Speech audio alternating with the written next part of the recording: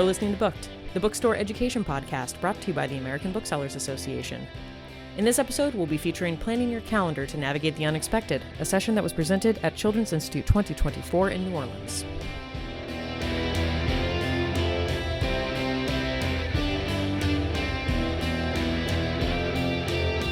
All right, welcome everyone to the last block of education sessions of the day. We made it, yay. This is Planning Your Calendar to Navigate the Unexpected, so welcome. You've probably been seeing this slide so many times today, but I'm going to go over it one more time. All slide decks and handouts can be found in the Ci2024 app and on the program page of our website. Session evaluations are also in the app and through this link. This session is being recorded, so it'll be available following this following the Institute on our website and on the Booked podcast. If you can silence your cell phones and other devices so we can hear each other and engage in the conversation, that would be great. And if you have a question or comment, please raise your hand, and Emily, our room minder in the back, will come with you or come find you with a mic. And then also this lovely slide, antitrust guidelines. Just know by definition, we're all competitors in this room, so we can't be discussing by law price or pricing policies, boycotts, or dividing up the market. Okay, so we're gonna get started with a few introductions and then jump into the presentation. So hi, my name is Courtney Wallace. I'm the Marketing Manager and Independent Bookstore Day Program Director at the ABA, and I am in Cincinnati, Ohio. So Renee, you wanna go? Hi, my name is Renee Holderman. I'm the children's buyer for our 3 stores at Third Place Books in Seattle. Sorry, I didn't have the mic on. Hi, I'm Melissa Taylor. I am the co-owner of Eshaver Booksellers in Savannah, Georgia. Hi, I'm Jennifer Sauter Price. I am the founder and director of Read Early and Daily. We're a non-traditional bookstore model. We are a nonprofit with a bookstore that helps supports all of our programming. Awesome. Well, thank you all for being up here with me today. And this session is basically here to help you figure out how do you plan out your calendar, basically, when you know some things are constant, like certain holidays, the ABACUS, events, things like that. When other things pop up, like emergencies or expected things, like how do you kind of triage and move through that so you can have a plan B and the rest of your staff is prepared. So that's what we're going to talk about today. So this is kind of the plan of what we're going to talk about, kind of the overarching umbrella of like the larger calendar itself, and then how each of these kind of posts that we'll talk about fit into the calendar to complete the picture. We'll also have time to have an activity. There are blank calendars right in front of you. If you don't have one, let me know. And we'll kind of plan out the quarter and kind of go through what we discuss up here, and hopefully that helps plan it out a little bit more. All right, I'm going to kick us off with a question. So as we think about prioritizing planning, if you all can give an anecdote or an example of how planning ahead, or like how does this process, how has it helped you when something came up either expectedly or unexpectedly?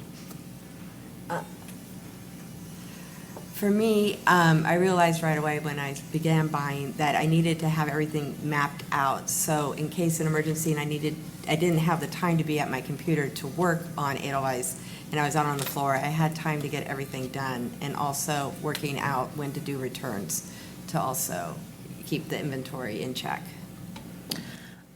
So I am a planner in all facets of my existence, and it's how I stay functional. So our shop recently went through a big growth. So we went from having 4 people on staff, including myself and my co-owner, to having 20 people on staff, and 2 locations now. So that has required us to just plan more, so we know everything that's going on and we can coordinate everybody. I would say the one thing that planning has been able to like triage for us is we are not a huge pre-order store. Like that, pre-order campaigns have never been big for us, but we had a local author, Sydney Shields, whose debut novel, The Honey Witch, was coming out, and she asked us to do her pre-order campaign for her, and we was like, absolutely. 1,000 books in this pre-order campaign, which is insane for a store that doesn't do pre-orders, right? And if you do them and you know that you're packaging them up at your store, you know, you have to put everything in a package, you have to do the packing labels for, like, all of those parts. So that took an immense amount of time. And if we hadn't had everything else in that month planned out exactly what we were doing, that would have been a complete mess and we would have dropped the ball on so many things. Well, my story is hopefully very unusual and will never happen to you. I'll be talking about book fairs. That's sort of our main claim to fame in Arlington, Virginia. And got a phone call on Friday morning, last day of a book fair, from a friend and said, she's like, I'm so sorry, I hope your books are okay. And I knew immediately the church where they were housed had a fire. You know how you just know those things? And sure enough, there was a fire. Got to the church. I was like, oh, this is great. Our books are fine. The fire chief looked at me and said, you have 2 hours to get out all of your books. And that was like over 5,000 individual books. And luckily, we were already at another school, so a big portion of our books were there. We did it. We put out a call. We got them all out in 2 hours, and they were in a pod. We only had to cancel one book fair. But you just never know. And the reason we were able to do that is because we had all these systems in place that I'll talk to you about in a bit. So.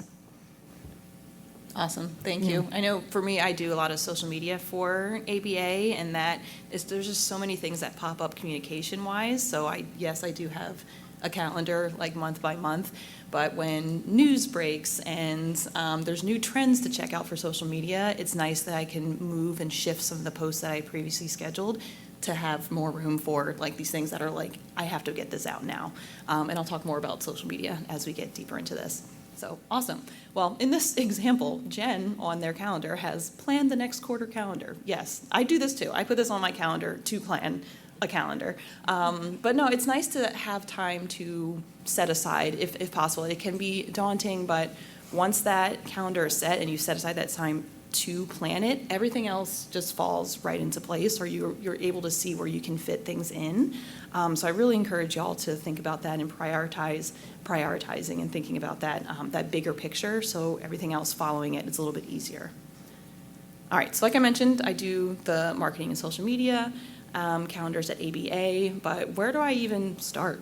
I need to look at like, what are the holidays? What are things that I know are constants on the calendar? So that includes national holidays, observances, religious observances, heritage and history months. If my region is participating in a fall trade show or a spring forum, having that on the calendar. If you know your staff, you and your staff are going to those, knowing that is going to be helpful. If you're at the institutes, that's helpful too. And also community calendar events.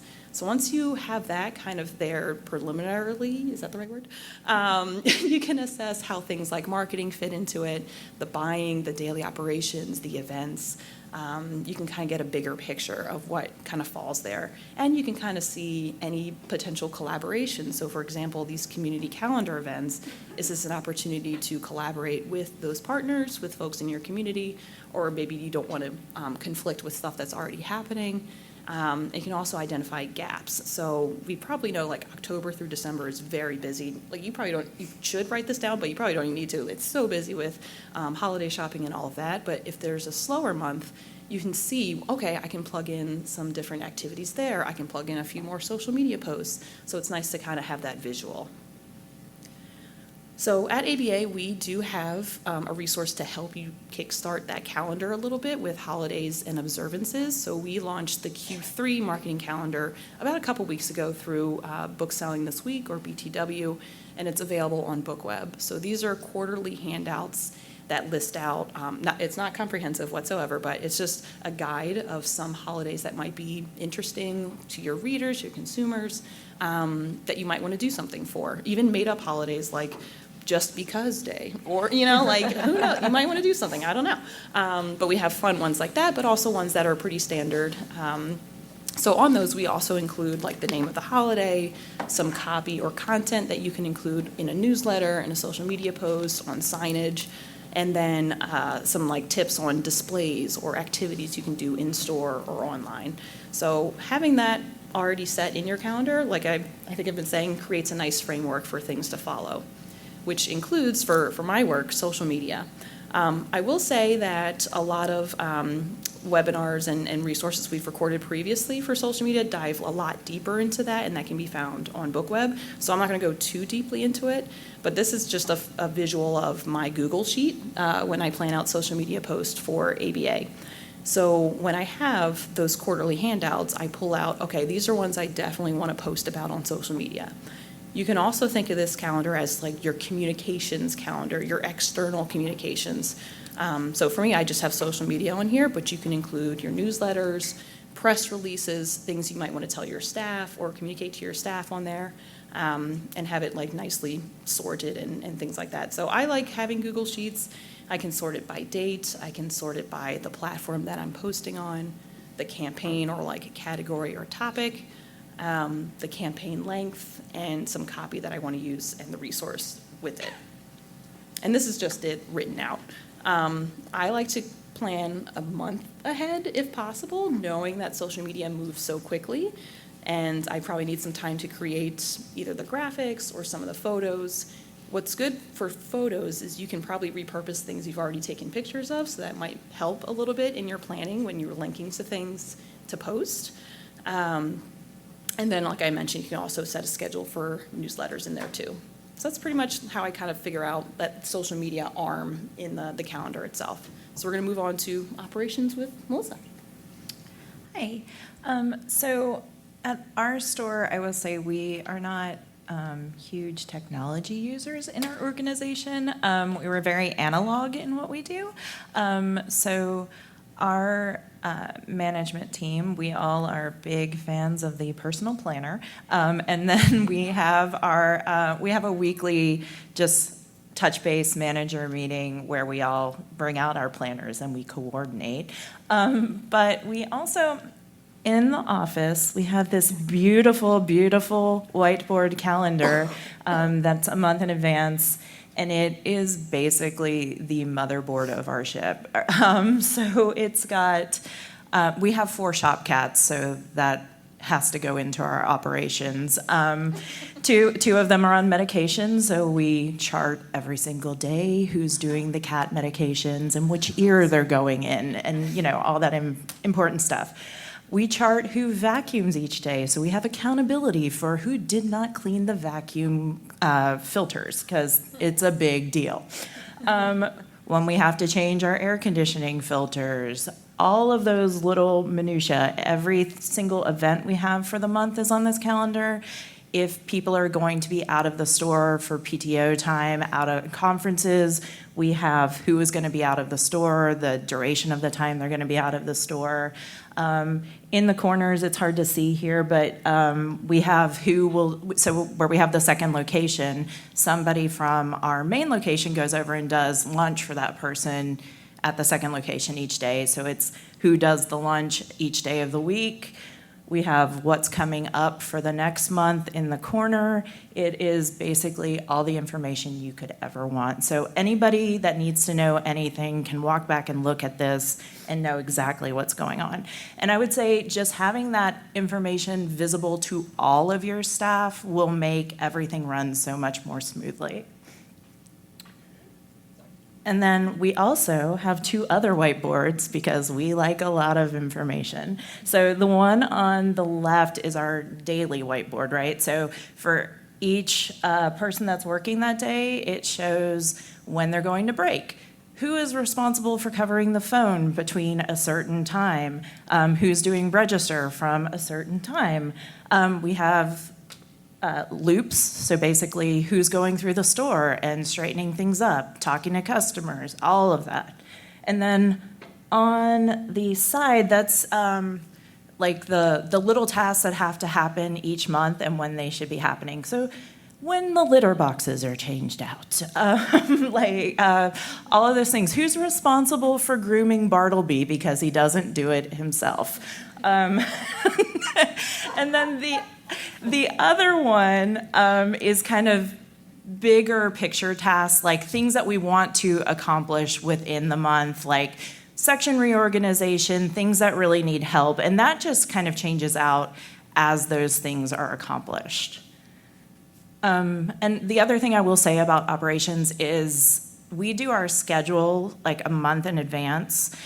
So our employees have their schedule. And we do ask that if anybody wants time off after the schedule is already posted, that they try and switch with people. And then also when there's the unexpected like call-in situation, we do ask that people try and find coverage for themselves. And a lot of times our staff is very good about covering for other people, so we don't have as many sort of emergencies where people aren't there, which is really nice. But I think because we have all of this planned out so much, when we do have those kind of emergencies, it's easy to navigate that and switch tasks. Okay, book fair planning. Before we get started, I did want to say bookstores do all types of book fairs. So I'm just sharing how we do it. It is a little different. We're a turnkey operation, for lack of a better description. We essentially do almost everything. We deliver the books, we set up everything, we help staff during the week, we do book talks. And the reason why we've chosen to do it this way is because it gives us an opportunity to introduce our nonprofit, educate our community about reading and book ownership inequities among the children in our community. So it's sort of a win-win for both in that way. So you really have to pay attention to the calendars if you're working with schools. You really need to know what the school calendar is too. In Arlington, it's a huge process and lots of debate, and there are like 4 or 5, so don't pay attention to any of the calendars until it's voted on and done. And even then, it may not be totally done because in January, the superintendent decided to move around all types of stuff, which switched up all of our spring book fairs. But usually, if the calendar is set, you're ready to go, and that's immediately you need to get your contracts and agreements signed. We're lucky we've been doing this now for several years, so by the end of the book fair of that Friday, they're like, when can we sign up again? So I have that mental list going, and I know immediately who to contact first. This is actually, is that No, that's not mine. But that's okay. No worries. Okay, so Arlington, we're really lucky because they really do honor lots of different cultural and religious holidays, which I think is great for families. Planning book fairs, it does make it a little bit more challenging. We only had 4 weeks from September to December that are full weeks. So I reach out to the schools that I really know want a long book fair first. So you just have to keep all those things in your mind. When you're thinking about the agreements, I do want to, we put everything possible in that agreement, what Rita's going to do, and then what the school is, or the PTA or librarian is responsible for. Also, and it's good for a couple of reasons. One, you can, the week before, if the PTA is asking for the copies of the wish list, I can pull out the agreement and say, no, you're responsible for printing. Or it's even as important as if you have to dissolve an agreement, which is something that happened this year. Because in my agreement, I state we focus on mirror and window books. We want to make sure every child in their family and community is seen and heard.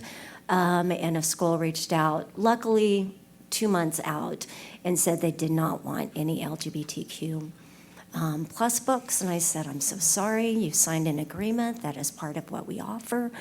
And I made the decision that we are no longer a good fit. So you just want it all spelled out, so it can't come back and bite you on the butt. So let's see. All right. If you can go to the next slide, thank you. So, that's ours. So you can see where all the darkened in spots, those are all the school holidays. So, selecting titles, getting everything ready. We're a little different. We literally go from school to school. If you want to go to the next slide. And what that means, what that looks like is we arrive to the school with, it looks sort of empty.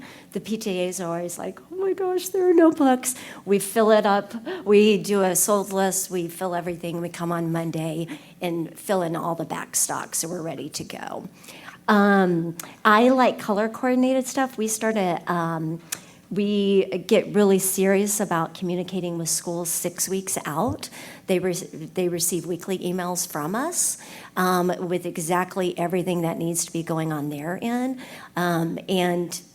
And we have had to change stuff over the course of the past couple of years. Now at 6 weeks, I make sure, if it's a PTA, I go, make sure the librarian knows there's a book fair.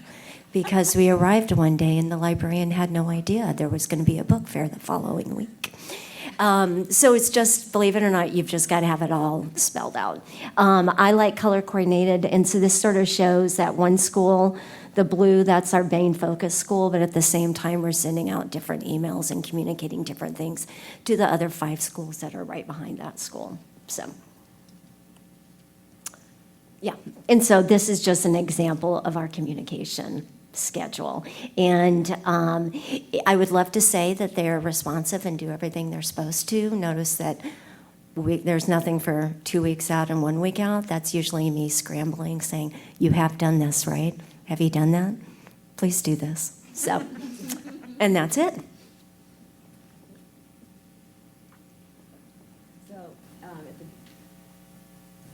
So at the beginning of each year after Christmas has hit, I start and I do a calendar of all our upcoming holidays, celebrations, school district start dates and end dates, also their vacations. It's not completely exhaustive, but I really try to incorporate all holidays or celebrations. So that way I use that to plan when I'm going to bring in backlist to make sure I have those holiday books for all 3 stores. So I have it, let me see. I use, there's color spreadsheets, okay, beginning of the year. As books sell and they sell well during holidays in the past year, I mark it in our POS system as they sell. So that way I just go back and I look for, let's say, Chinese New Year. So in December, I'm ordering in backlist titles for Chinese New Year or Korean New Year. And so that's done, and I have that all taken care of for the three stores. And for holidays, big holidays like Halloween and Christmas or winter holidays, I have all the backlists brought in August, so those are ready to go out in September because Halloween's big and fun, and it's my favorite to have out for the kids. And then for Christmas, well, sometimes you have publisher specials, right? So like Holly Jolly special from PRH. So I make sure I have that on the calendar so I get the discounts for certain backlist titles that you sell a lot of. And otherwise, I bring in those books in October. For the smaller stores, I do smaller amounts because they don't have the overstock space, but you also don't want those books to run out. And specifically for November or for Native American Heritage Month, I get a lot of books from smaller publishers, and if I wait too long to bring those back in, they're gone. So I do those in late September. Okay. I also, at the beginning of the year, I also create a return schedule, and I just cycle through all the publishers and start again. So that keeps, especially for the smaller stores, they get the space that they need. Because one of the, they always want the books, but then they also want the space. So it's a sort of a push-me-pull-you sort of situation. And that's the important dates. That's how we sort of set it up on the calendar. And like I said, it's not exhaustive. I try. But it's exciting, too, because the publishers are putting out more and more books that celebrate other holidays. So then I add that to the list. Oh, and notable authors' holidays, too. Sometimes we do a table display. And this also helps us with our monthly displays. That's also ordering in and what we want to.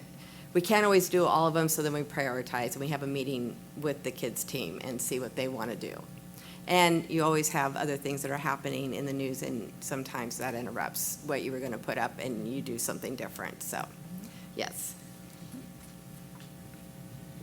Awesome. Thank you all. I'm not sure, do we want to do a couple questions first and then do the activity? Okay, let's do, ooh, hello. Okay. So, yeah, before we let you into or go into your planning of your calendars, does anybody have any questions? And Emily has a mic back there, and there's a standing one as well.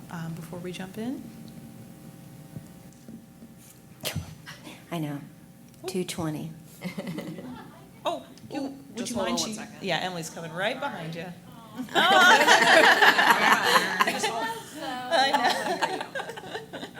I was just going to ask if y'all had any preferable, I know you mentioned you like to have a physical planner, but if y'all have like digital resources that you specifically really like. I know a lot of people use like a Google Calendar because they are Google people. I was not you're super analog tech savvy, too. so like, do you have any like suggestions as far as resources in that realm? I like, I forget what these are called, Hobonichi calendars. And so it has the month, week, and date, weekly. And I do my planning for the following week on Fridays. I like this because this I take home. It has all the information for the other stores if I need to do orders or if all of a sudden I'm sick. I also use a Google Events calendar. That's where I schedule my my reps. And then a separate big calendar for the returns, so that way the person that processes returns can look at it and, plan that. And then, do I use any other? And then we have an events calendar. I'm sorry, but The calendars you make available for your staff, are those all like centrally located for them, or are those like? if you have- centrally located, yes. We have so that at the store I work at, we have 30 employees. So there's a schedule, a daily schedule, which luckily I have nothing to do with. And then a big calendar for when people are going to be out, or, if there can be no vacation because, let's say like last year, Winter Institute was in Seattle. So it was sort of everybody needed to be there to help get the stores ready. And then we have with our events manager and then our school outreach manager, that's a shared calendar with me too. I don't bring in the books for the events, but I do help with the ordering for school events and then book fairs. I have no idea how you do so many. Okay. Yeah, as you said, like I enjoy analog, so I have a nice moleskin planner that I use personally. The other things in our store, like our display calendar and our returns calendar, are done in Google, and it's just in our Google Drive that any of our booksellers can access. I've learned to embrace Google because it's easy to share, but we are trying to come up with other systems. Sadly, it's my brain that carries around a lot of things. And I'm a very colorful person, so I like color-coded things, but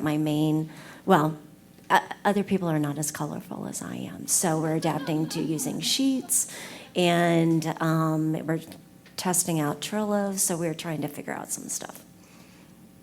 I will say we have tried a few different management tools, but it doesn't work for all of us, and it needs to work for all of us. We have to all be able to use it, and we haven't found one that works with all of our brains, so we just don't. We use paper for the most part.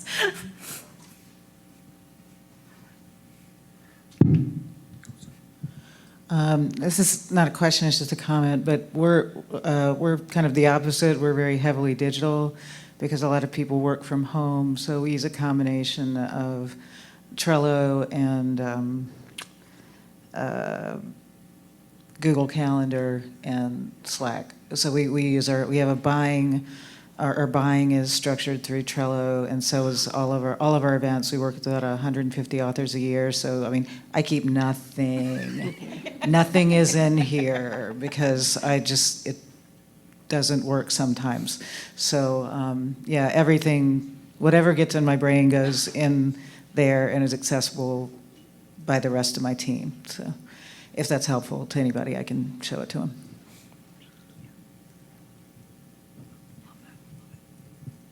Hello. Specifically for you, Courtney, do you have a template version of the social media spreadsheet that you were using that we could access? Because I was having a conversation earlier, and so many of us hate our social media management platform. Oh, We use Loomly, and I despise that thing with every fiber of my being.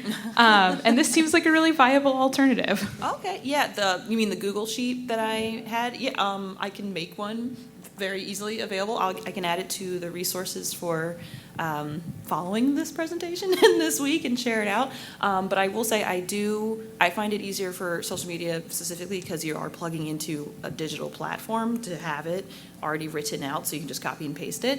But in terms of scheduling, I just use the free Meta Business Suite, so that is also helpful just to copy it over. But yes, I will make that available. So yeah, thanks for asking. Any other questions before we get into the activity? Okay. Oh, go back. All right. So feel free to use either the handouts that are there in front of you. Will be available if you have other questions as you're filling it out. But yeah, just think about the last quarter of the year, which is one of the busiest of the year, and how each of the things we kind of talked about would influence it and impact it with marketing, social media, operations, book fairs, and events and buying. So we'll give you about like 5 to 8-ish minutes and then come back if folks want to share. Okay, cool. We also said if you had questions while you were filling out your calendar, feel free to just go with it.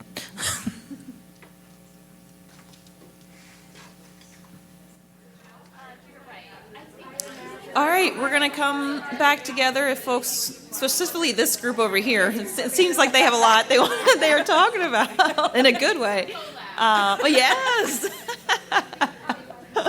But yeah, I hope you got a little bit planned, or at least thinking about what that quarter could look like. But yeah, if anybody wants to share kind of what they thought about or some things, some resources I heard, different softwares or programs that they used. Does somebody have Trello over there, I think? Okay. Anybody want to share more about what they discussed, or no? Okay. Okay, that's fine, guys. Keep it a secret. Please. Okay. I want to learn.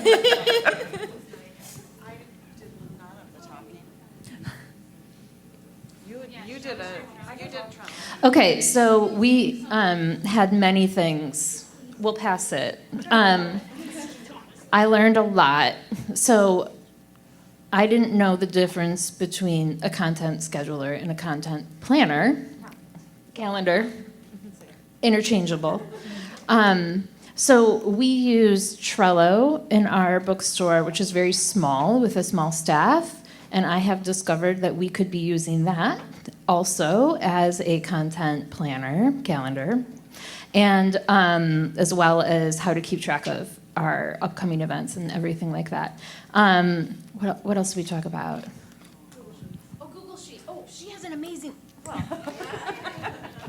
I use Google Sheets just because sometimes Trello feels a little bit much for my brain. And so I just use a Google Sheet that is divided out by 12 months that allows me to identify some key items that are really important to us as a business. So we follow the community calendar really closely, and so I want to make sure that we have written down when school breaks are, but also like when the band concert is, and we can do a post about that, and just identify things for our booksellers that they might not otherwise have access to, because it gives them a heads up both in programming in the store and displays, but also gives me a sense of, okay, so I probably should also go to the dance school and say, for your performance next month, could we do a pop-up, blah, blah, blah. You know, so it just gets me in the mindset of thinking about holistically what's happening in our community.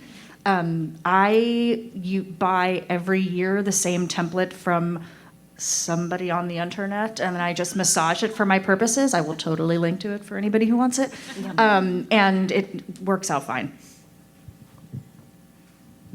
I was also going to say that HubSpot has a free downloadable version of a social media calendar that feeds into Google Docs and Sheets, so that can be really adjustable as well. And I can give anyone a social media pep talk if they hate social media. I used to be a publicist. This is why I'm the marketing director now. So if you hate it, come talk to me and I will boost you right back up. Something we all need to be thinking about for this fourth quarter specifically is the election. I was an events manager in 2016, and we scheduled a YA event the day after voting day, and it would have been horrible, except the authors were incredible. But think about the fact that this year we might not know what the results are the next day. It could be something that lasts until January. We need to be planning for many different possibilities, and also the way that that's going to impact book buying behavior, attendance behavior, all that kind of stuff. That was an excellent point. Yes, absolutely. I'll come to you. Okay. Torn between. I will say, and this is kind of calendaring, and I don't know what other category you would put it in, but for those of us who do a lot of events and are creating run-of-show documents for our events, and I see that a lot of us are using Trello and similar programs for run-of-show documents. I cannot underscore how important that was this year for me to have thinking out run-of-show documents in ways that literally led me 15 to 20 minutes throughout the morning of an event, hours before up through the evening afterwards. And I'm in the process right now of taking all the notes from all of the events that we did in the last quarter and then creating even more granular run-of-show documents at the top of the biggest event that we were ever going to do. 2 hours beforehand, I tested positive for COVID and had to hand the whole show to a person not on my team. And it was amazing to be like, yes, I did the thing beforehand, because then I could crash and just know that past me had really served present me really well. So I would put run-of-show documents in the same category as calendaring. I would agree with that, because we just had sort of a similar situation come up at our store with the last event that we have, and the person running the event was sick 2 hours before the event was happening. Cannot stress the importance of having every single bit of information about an event accessible by anybody in the store. So if somebody had to pick that up and know exactly what was happening with that event, that they could do that. It's incredibly important if you do events. And I just wanted to add, because I don't keep anything in here, I also have an analog component because I don't find checklists on Trello very satisfying. We do use them for everything, but to plan my personal day, every single day, I have 3 categories: personal, which I put on top; work, long-term; work, short-term. And there's only 3 things under each. Because don't be ridiculous. I mean, you can't actually accomplish 70 million things in one day. So that's even too much, And then my calendar's off to the side. So I have one page. It also has some say something nice to yourself. I mean, it's I'll show it to you. It's a lot of self-love. But that gives me something to cross off and keeps my priorities in order with take care of my personal health, make sure that the store is going to be fine 6 months from now, and then the immediate stuff that is really sexy because you're supposed to be able to do it right now. That's the stuff that's always in your face. It shows it where it really is in priorities. So yeah, analog works for me too, and I'm a big fan.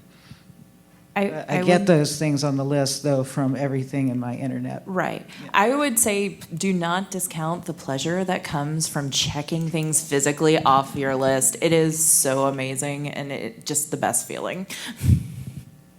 I have a question for the people that use Trello for their social media planning. How are you structuring that? What does it look like? And if you have to find me later, that's fine too.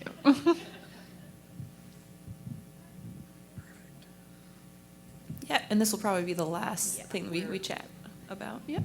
Right at ending. Okay, so I run the social media for Chattercover. I'm the director of marketing, and I implemented a new system on Trello because we hadn't had any kind of content planning before. The way I have it, it will be shown probably better visual. I'll meet with you, but I will say just a great thing about it is if especially you're a store with multiple locations and you have a few different content creators kind of working with you, it's really helpful because you can go in and assign it like cards to different people, so post to different people, and then create labels showing which social media platforms you want each post to be published on, as well as due dates. There's comments where you can have somebody leave their intended caption if you need it to be edited or reviewed before it goes up. And I'm happy to stay after a little bit if people want to look at the way we have it set up. Awesome. Thank you so much for sharing, you all, your resources and knowledge, and for the panel as well. If you'd like to rate this session in the app, please do so. And that's our contact info. But yeah, we'll stay up here as well for a few minutes afterwards. I hope you enjoy the rest of the Institute and safe travels. Thanks. I just want to end by saying it's nice to be in a room full of people who enjoy planning. I feel very seen by you all.